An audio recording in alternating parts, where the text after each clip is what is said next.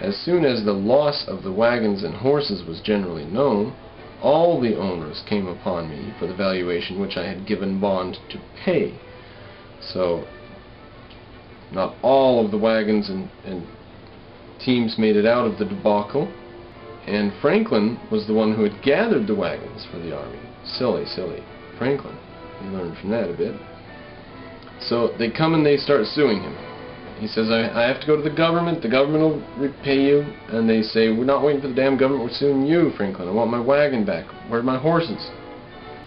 General Shirley, at length, relieved me from this terrible situation by appointing commissioners to examine the claims and ordering payment. They amounted to near £20,000, which to pay would have ruined me. Now some guys had come to him before the news of this defeat, and they wanted to put together a great big fireworks show to celebrate. And Franklin said, don't you think we had better wait for news of the victory?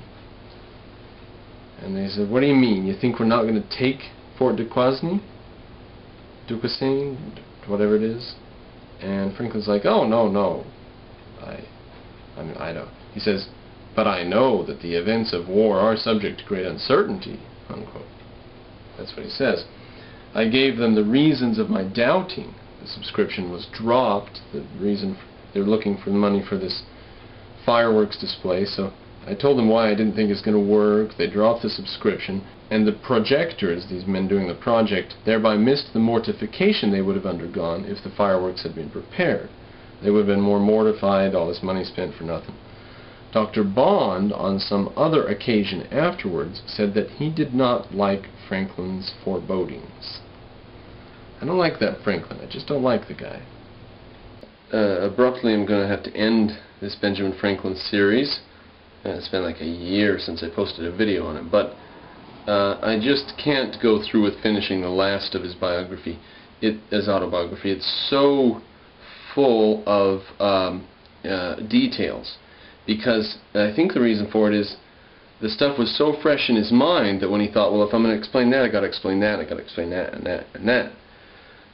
But later on, these other ones melt away, and he can just explain the broad points, and we can get some stuff from that. And that's what we've been going through. That's what most of the Benjamin Franklin series is the broad perspective, the broad view. But towards the end of it, he is writing with such a fresh memory of events that he's too specific, and it becomes dull. It's informative, it's historical, it's as dull as the rest of the book is. You know, if you've got a broad mind for history, go ahead and read the rest of it, but I'm not going to put the effort to put the videos up, especially as busy I am now with the school. So, end of the Benjamin Franklin series. If you want to indulge in that, you can have to just play all the videos over again.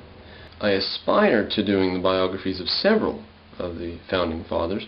I thought I was going to get the time to do quite a bit of work. I thought I'd finish the Ancient Greece series, do a Ancient Rome series, probably Renaissance series and so on. But then, bam, got the school opened. Surprise out of nowhere.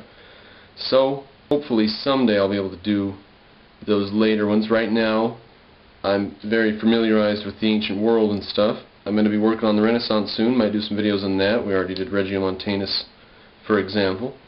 So, and end of historical biographies of the presidents and the Founding Fathers for now. Thanks for tuning in.